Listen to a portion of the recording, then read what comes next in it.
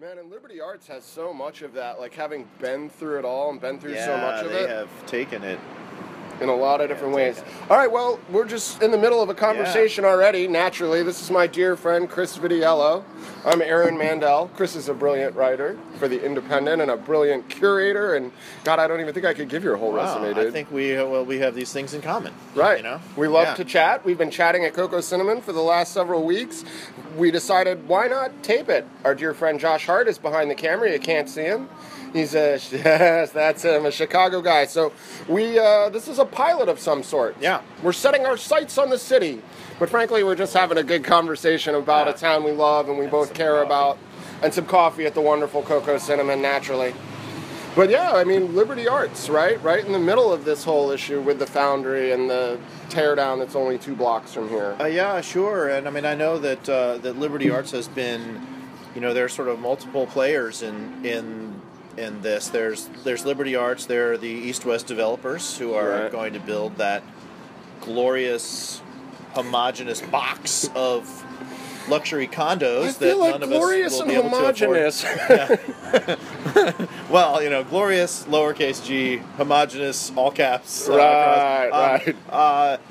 So them and then the city, which it seems that on alternating days is turning over and offering its behind to development and turning around and trying to establish what the city has been and is. So it's weird. It's a strange scene, and it's unfolding and changing. So I'm not even up to date on.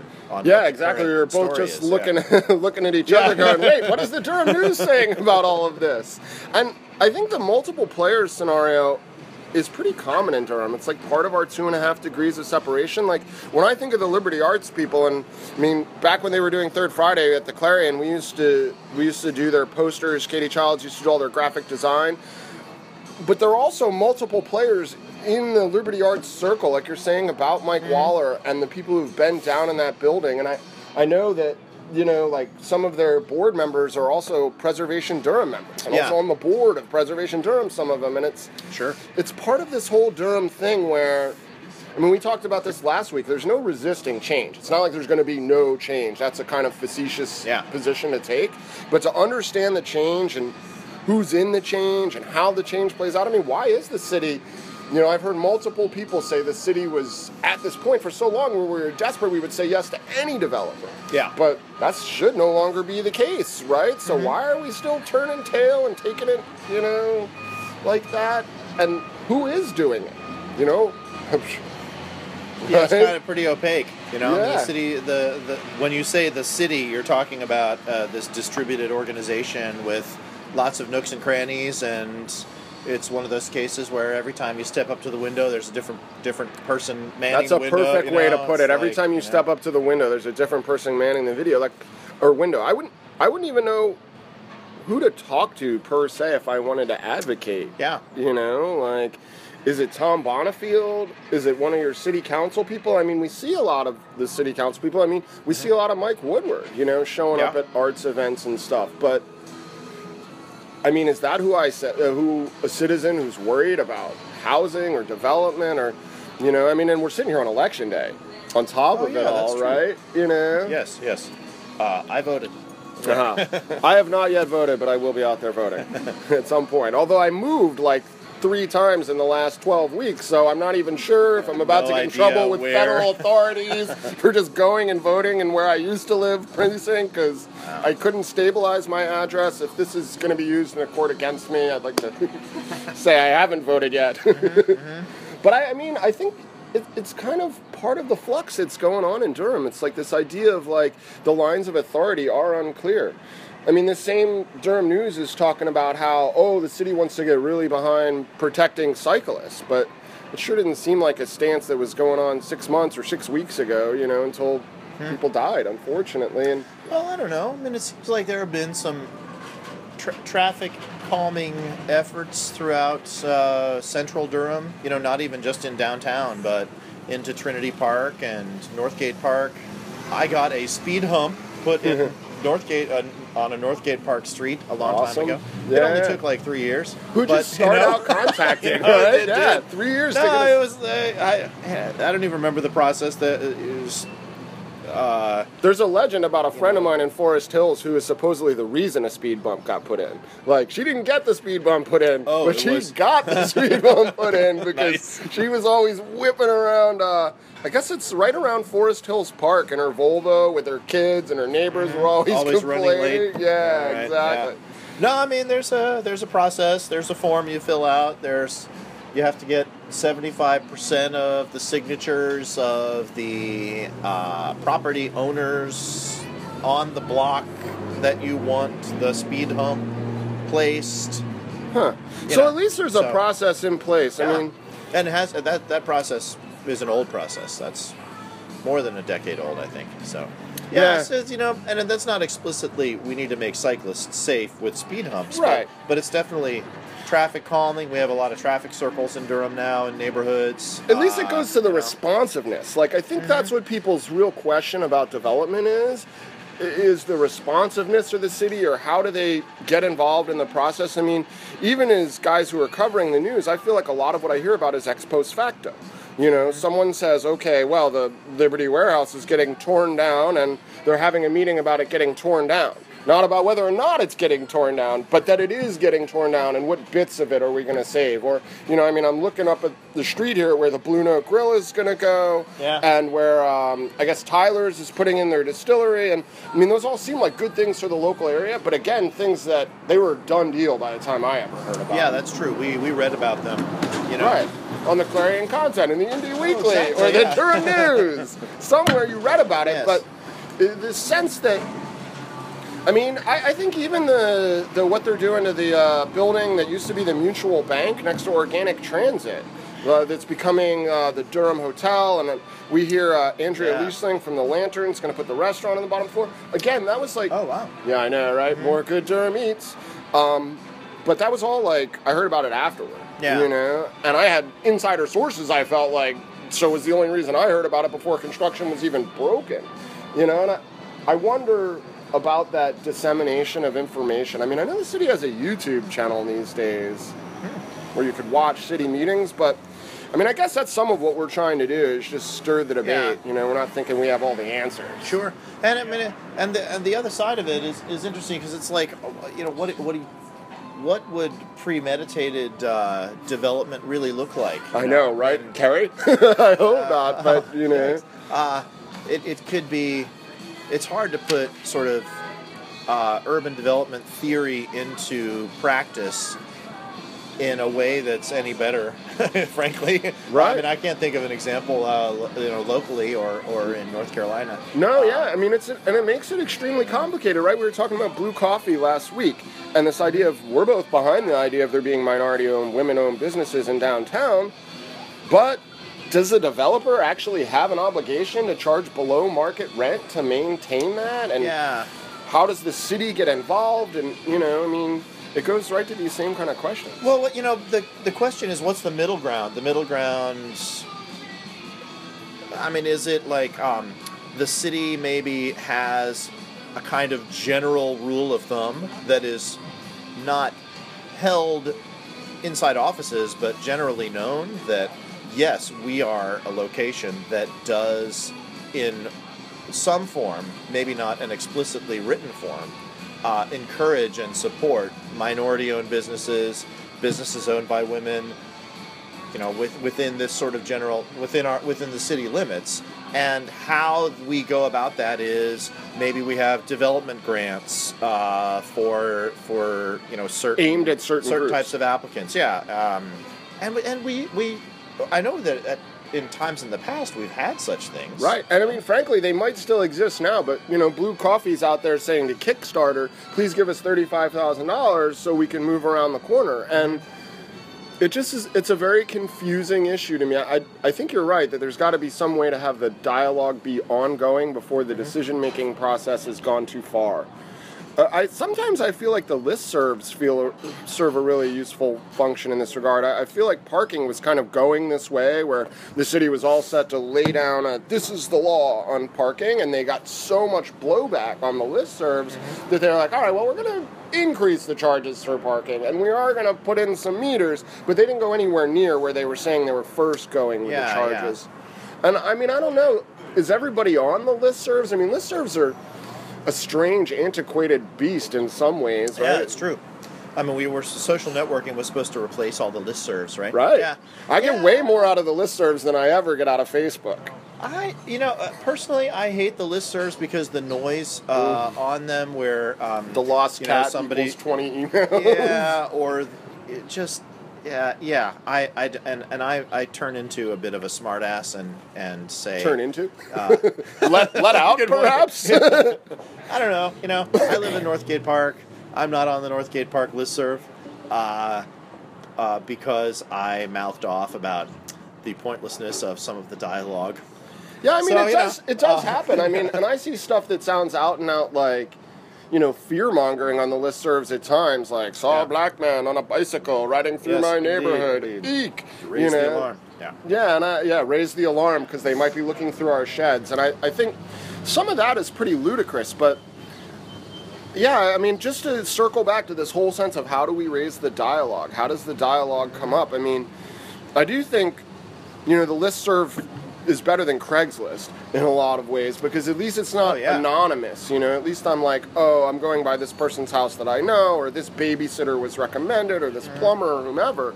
But I don't know if does it really function as dialogue. There is a lot of shouting on the listservs. Well, the advantage you get with a listserv over social networking is that it's so localized. I mean, It's like I don't know every person in my whole neighborhood. But we all have common interests for sure, and we all, because we're in this common geographical area, I mean, I know my friend Bonnie up there, and I know the people immediately around me, and a couple people up here and over there. And if somebody knows Bonnie, then you feel like, at least, like we're always saying, our 2.5 degrees of separation, at least somebody I trust says they're trustworthy. Mm-hmm. So getting the word out in that highly localized area, it's just a high percentage shot, right? A high percentage communication. So that's the advantage you get. Yeah, it still turns into a shouting match though when people start talking politics, or trying to deal with development. It's a sticky wicket. I mean, I'm not saying like I have some kind of magic bullet solution. I always think of that Churchill quote about democracy is the worst form of government except for all the other forms of government we tried before it. Right. But at the same time, in a city with such high civic participation, or seemingly high civic participation, how is it that things keep sneaking up on us and being like done deals before we get involved, Yeah, exactly. Right. I mean, suddenly there's all this cash available, and all the people who either lucked into owning a building or were prescient enough to buy something cheap a long time ago are suddenly looking at a big payday, big windfall for a building, and it's hard to resist that. I mean, I find myself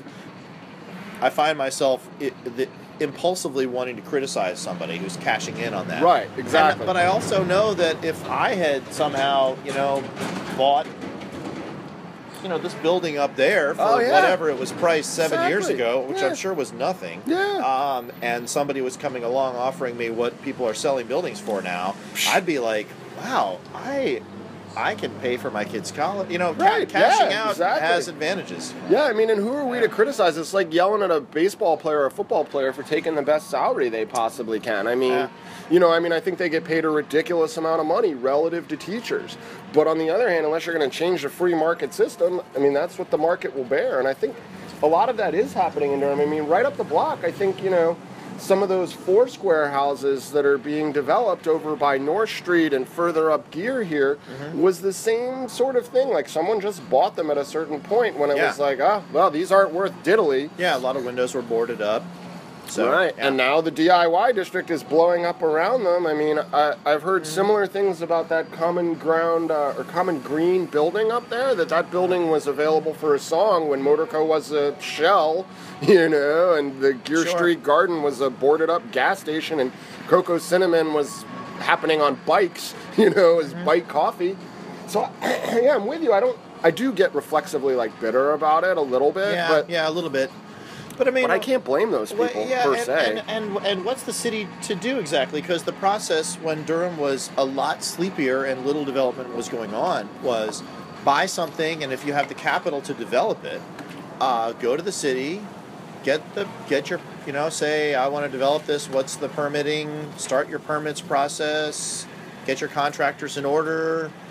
Get them in there, develop it, and open your thing. And I mean. The city was, for a long time, in the position it's like, doors are open. Please come in. Please buy a property. Please, let's get this process started. Right. So now that those doors being open is causing kind of identity problems for the city in terms of now it's suddenly valuable. What's happening to my city? It's not this sort of lovely personable mess anymore. It's starting to become, what is it? Cleaned up brick and glass and and we're not what are these buildings, Right, we're not anti-cleanup, right? Yeah, I don't know. I'm anti-cleanup. I want stuff to be pretty. Well, I think we're anti-homogenized, maybe, rather than anti-cleanup. Yeah. Because you were just saying you're meeting with Pierce Freelon later, and Pierce has that article on what does dirty mean. And I need to read this. Yeah, there is a psychology that, for a long time when people called Durham dirty, it was code word for black and poor. Mm-hmm. They're like, well, you don't want to go to Durham, it's dirty. Raleigh is so much safer, Cary is safer, Chapel Hill is safer, and for whatever reason, maybe that's left us with a real great intentional community. Laura Ritchie's always saying that most people who moved to Durham moved here knowing that other people were being down on it. Yeah. And that's a 5 years ago or 3 years ago story maybe at this point, because now most people are moving to Durham saying, well, people are up on it. It's the Seattle, it's the Austin of its generation. So yeah, I mean, you're right. That kind of open door on the one hand. At first, we couldn't get anyone to come through the open door, and now the door is open. We've become popular. Everyone's coming in. We're like, wait, do we like these popular kids? Mm-hmm. What are they doing? And but this is my 20th year in Durham, and wow. And I've always the idea of Durham being dirty has always to me meant that you have to. Not only do you have to deal with people different from you, right, but you realize that is a good thing. Absolutely. By default, a good thing. Right. And no matter what your attitudes are, it's like, I am going to be open to difference, to learning from that, to changing my mind about people different from me, and let's keep Durham dirty. Let's dive in. I'm going to make mistakes, and somebody's going to yell at me, and I'm going to learn from that. Right. That's the messiness. To me, it's like a rhetorical dirtiness. I like that idea. Not so much, literal dirtiness. Yeah. Right. Yeah. If it's code word for diversity, and that we don't have easy answers, and that we're a place where easy answers are kind of frowned on as simplistic, well, all the better. That I could get behind. I mean, vaguely reminiscent, I think, is still selling shirts that say "Keep Durham Dirty," and I can't imagine they mean broken windows and crack dealers on the street keep Durham dirty, But I do like that idea that it's not always an easy solution, and that we're clearly. I mean, that's one of the things that attracted me to this community is it's so self-evidently multi-ethnic. Sure. I grew up in Jersey, and it's just the way of the world in the Jersey, New York area. Multi-ethnic is just what you confront in school. You don't even realize that, the Midwest might not look like that everywhere. Yeah. I don't know.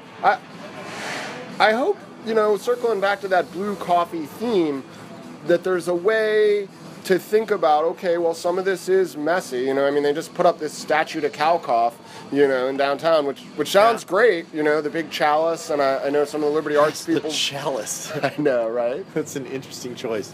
Right? I'm going to have to meditate upon the chalice. I know. See how Major the Bull feels about the chalice, right?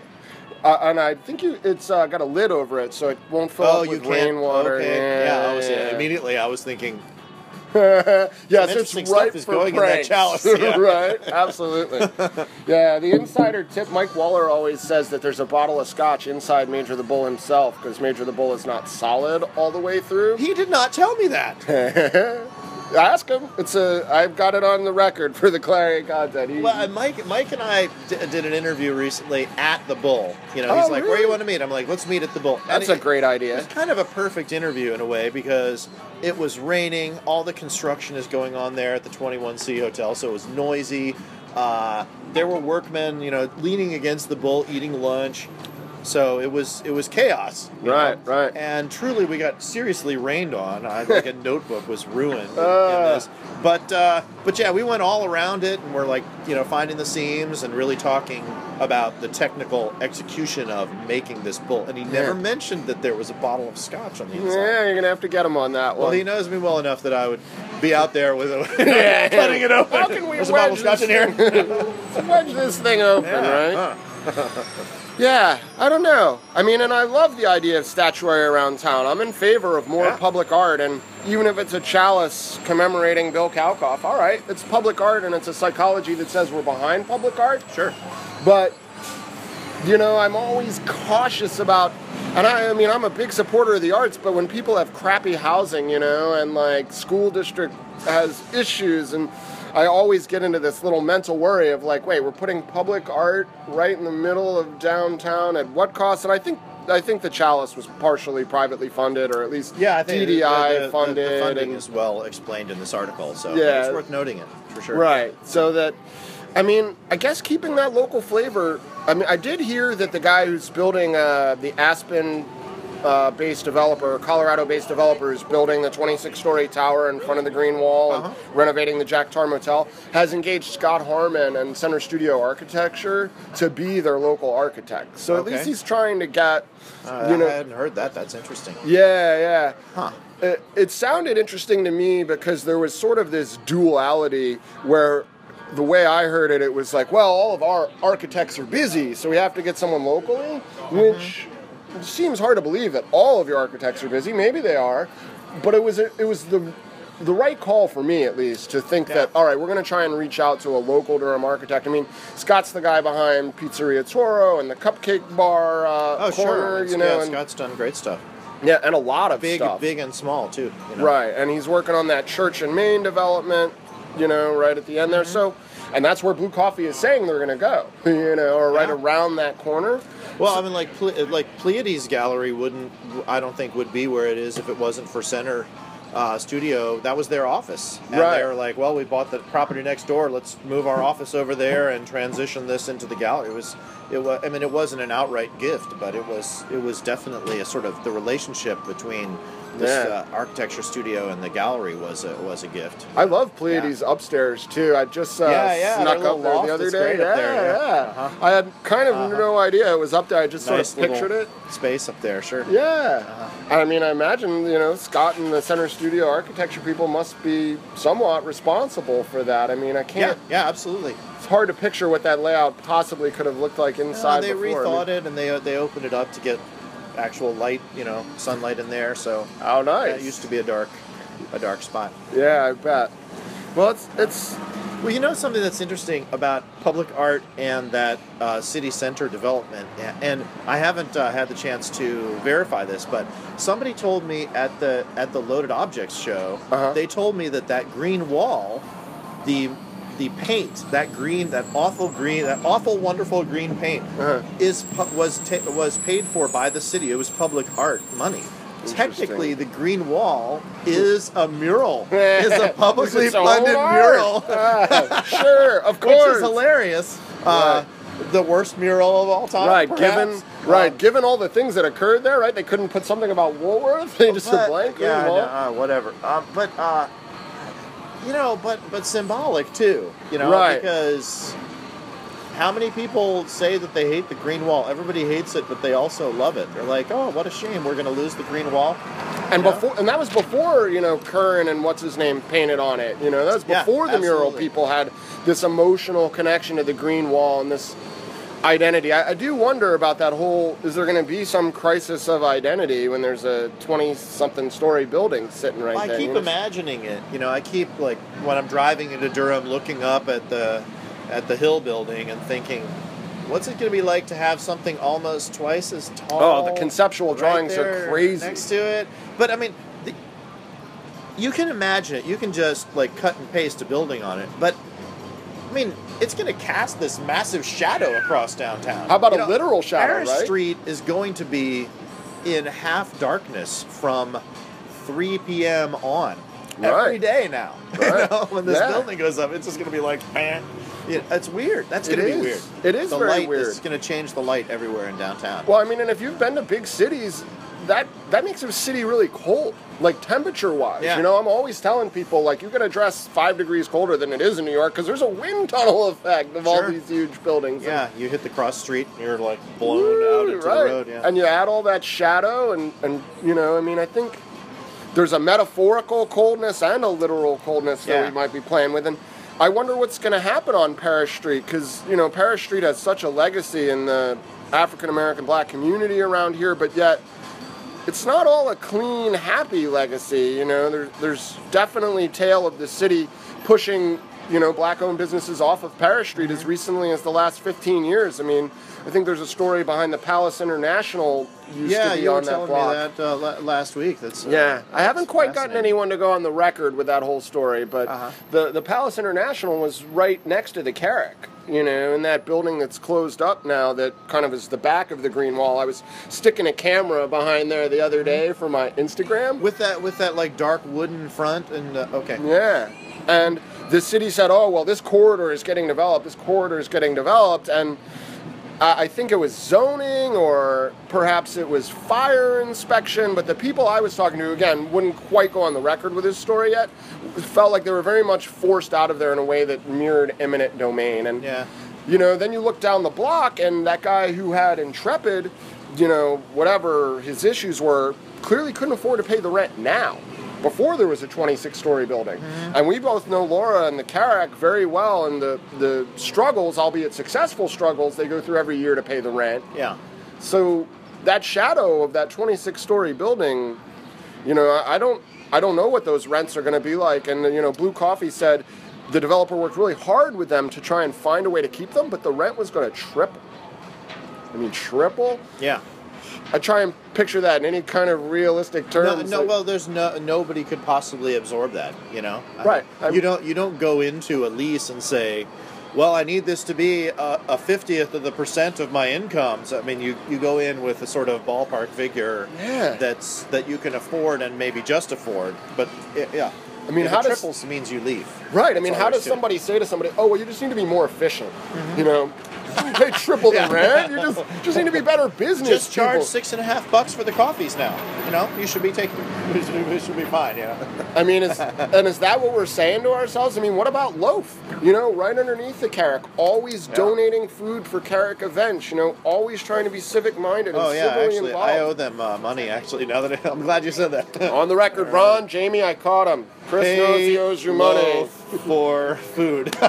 Thank you. Yes, but people like that. I mean, what would happen if someone said to them your rent's double? Or even the Carrick. I don't either. And I mean, I don't think rent control is like the kind of solution I'm looking for. I'm not hoping the city just lays down the law. But I went to that Duke Realty Club meeting a few weeks ago where they had 5 of the biggest developers who are coming into Durham and some of also Scott Harmon and some of the local developers there. And they were very frank about it's not the developer's responsibility to keep rent down. They're kind of the market will bear. It's the developer's responsibility to make a profit. I mean, they're business people. Yeah. Right. Yeah. And so here we are circling back into that question, right, of like, how do we maintain a modicum of control over a place that we really like when all the popular kids are suddenly here, Mm-hmm. Well, it's the classic story. And, I mean, you talk about how can the Carrick and Loaf actually absorb those changes in rent. They can only absorb those changes in rent by changing their business models, right? I mean, the Carrick is a no-commission gallery, so any sale of any art in there, they don't get a dime of it. Right. Which is a big part of the character of that gallery. Oh, why yeah, we get to see the work we do, why we value it. Yeah. So they run their shop through donations entirely. They would have to change that. That would change the character of the work that you'd see on the walls and the types of events that would happen in there. They do stuff that isn't for sale. I plan events in there for free because it's a free space. I don't have to pay for it, so I don't have to charge people to come to an event. But if I suddenly had to start charging, paying $100 to rent the thing at night, which, Laura probably should be charging us to have a reading there or have a some type of musical thing there. Then I have to start charging you $2, $5, $7 to come to an event, right? And that changes, Right, changes who can come. If Loaf has to pay more, then they're not giving me a $30 platter that's worth obviously more than $30, right? For an event at the Carrot. So that's where the identity changes. That's where the identity changes for all of our places. Yeah, I mean, I think of Loaf as one of the few places you can more still money eat through it, and that's that dirtiness. It's like, oh, I know a guy who will do this for almost no cash for us because he wants these types of things to be happening in our city. Right. Yeah. And that's part of the affinity I think a lot of us have for Durham. I mean, I know people bust balls about being from Jersey, but that's sort of the Jersey ethic. Like, hey, I know this guy. You don't have to pay full bust-out price with this guy because he cares about what you're doing. And Durham has always kind of had that, like... Yeah. Yes. Some stuff fell off the back of a truck. You can get it for half wholesale. Right. That type of thing. I mean, we don't want to encourage graft, but the idea that like Laura finds a way at the Carrick. Graft is such a dirty word, Aaron. It's working together, like finding a way to make it cheaper. Cooperation. Exactly. It's pronounced cooperation. I'm in favor of cooperative efforts, especially for the arts and for low-income housing, and I guess. I don't know, is there a way to think about maybe public-private partnerships? Like, say Laura did charge $100 every time the Carrick was going to have spoken word poetry or something beyond an exhibit that was different, a film screening or whatever. Could she get, I don't know, Glaxo or Cree or someone of that scale, or DDI, to say, well, we're going to back the whole series of Carrick events this year. What's that, a $5,000 donation? Yeah. We'll pay everybody's $100 fee. That's 50 weeks a year. Well, and the third player in this is Duke. Right.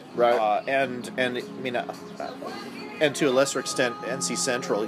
Universities, which are they aren't governmental bodies. They aren't public bodies. They're these different entities, and certainly they could be underwriting certain events or a series. There's plenty of conversation between Duke and all sorts of art spaces in the city right now about we want to be able to do events off campus. We want to grow an audience off campus. We realize that there's stuff going on off campus that we want our students to be connected to because it's great educational opportunities. How do we build this partnership? And I think Duke, as a whole, has trouble figuring that stuff out because they feel very hesitant about somebody who doesn't have a real academic stamp of approval. Sure. But there are certainly opportunities there for university public partnerships as well to underwrite a series at this gallery or that gallery or in that space. Yeah. And I think some of that's happening. I know it wouldn't take.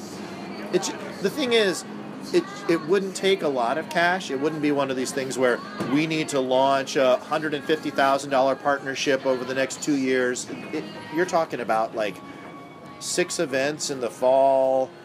Putting $100 under each of them would actually go a tremendously long ways. This is your micro loan. Exactly. Microfinance was exactly the word I was thinking of. And I guess that may be part of the difficulty for Duke and Central. They seem to be doing fairly well at the macro. I think Full Frame, Center for Doc Studies, a lot of those things, the Duke backing is essential. Even that 23-story tower, or however many, I keep naming different numbers of stories. So who knows how tall it is? It's 20-something stories. Yeah. Tall. Even that, Duke agreed that they were going to rent 50,000 square feet of space was part of closing that deal. But that's macro. I mean, that's massive. I can't imagine what 50,000 square feet in that building is going to cost, but it sure isn't, $100 for a couple of lectures kind of thing. So how do we get Duke engaged in the micro? I know Laura's done an interesting job, and again, it goes back to those film people. You know, the Carrick has a nice relationship with some of the Center for Doc Studies and some of the Duke experimental film folks doing great things. But well, they're the most substantial conversations have been through the sort of MFA EDA program at Duke, which is CDS and the art history program at Duke. They're co-built master's program. So, you know, in some MFA student shows, like thesis shows, have been scheduled at the Carrick, but that's a developing relationship. They need a lot of space, actually. Sure. Every spring. They hadn't anticipated what our whole graduating class needs to sort of have shows in the spring. Right. It was a weird, Right. Well, yeah. That's what you do. One of the most powerful shows I saw connected with that was called Inevitable Development, which was about a city in China that was facing some of Durham's problems about, long history of being industrialized, but suddenly popular. And how do you deal with populations with different needs?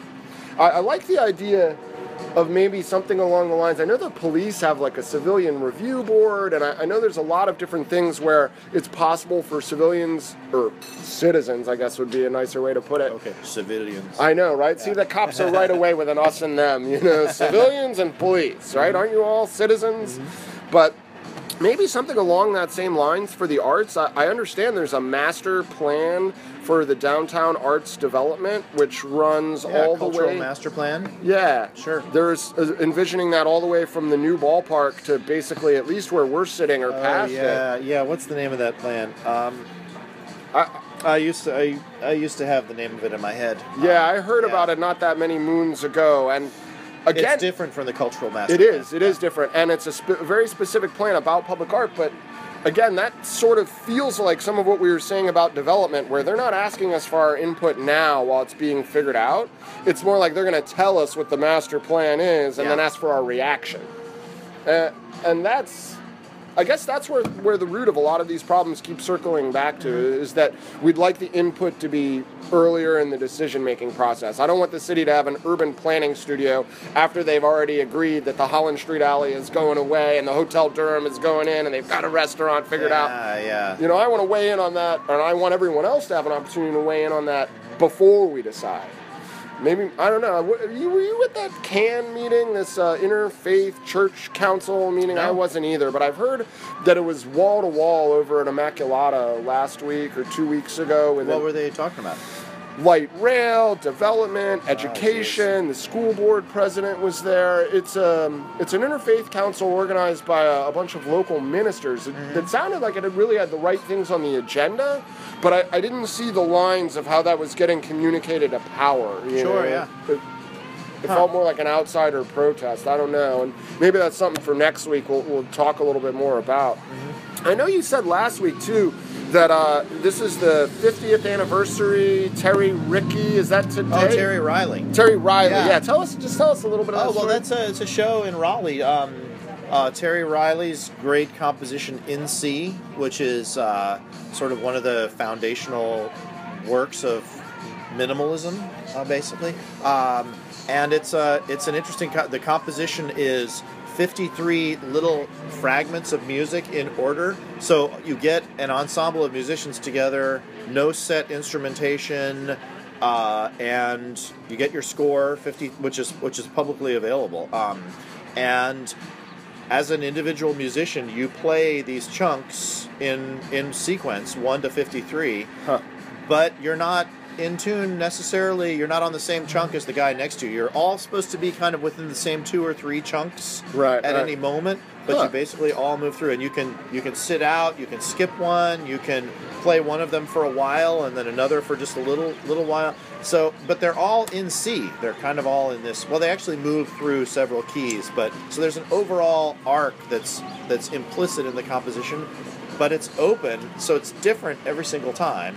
And then there's one musician who gets to play the pulse, which is this just eighth notes on the highest 2 C's on the piano keyboard. They just play eighth notes the whole time. So the whole piece generally runs around 40-50 minutes. although some recordings are real short and some recordings are, like a day long. Right. It's been recorded so many times, so many different ensembles.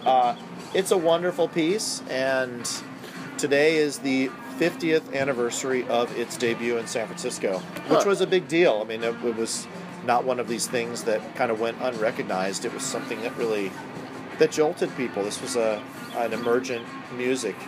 So tonight at King's, a bunch of musicians are getting together to play it.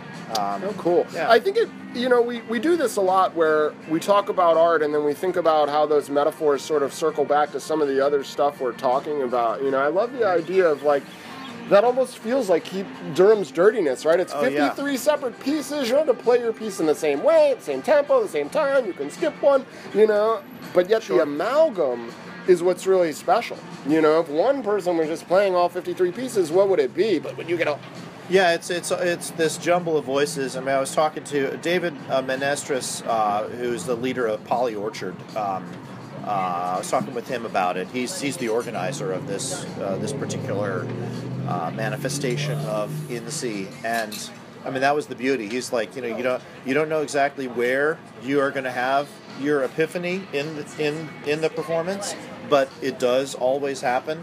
And it's always fantastic. So, well, I love that as a metaphor for Durham. We don't know exactly where the epiphany is going to be. We don't know exactly what the solution set is, but we know that if we get people who care involved and more people who care involved and more input for the people who care earlier in the process, I mean, we've got a really great self-built thing here, it feels like, And there's a good show. If you missed this show in Raleigh, we need Durham, that because this isn't going to come up Sunday that afternoon. Fast. There's a great show at Baldwin Auditorium. It's a free show. Cool. 4 in the afternoon. Another great minimalist composer, Steve Reich, his double sextet, and then Stephen Jaffe, who teaches at Duke. Yeah, I've heard that name. Is debuting a piece in that show as well. I'm really excited about this. Fantastic. And that's this Sunday? Sunday the 9th. Sunday the 9th, 4 o'clock, Baldwin Auditorium, Brilliant. Duke's East Campus. Free show. Highly unlikely that we'll have this up in time for you to see tonight's Tuesday show. Yeah, but probably. The Sunday show, hopefully you'll get to see. Show, yeah. Chris, it's a pleasure, man. I love these conversations. Excellent to talk, Aaron. Yeah, I guess we'll do it again in a week or 2 weeks. We're going to call it Sights on the City for now. We're setting our sights on the city. We're happy to have this conversation. I like it. Good branding, Aaron.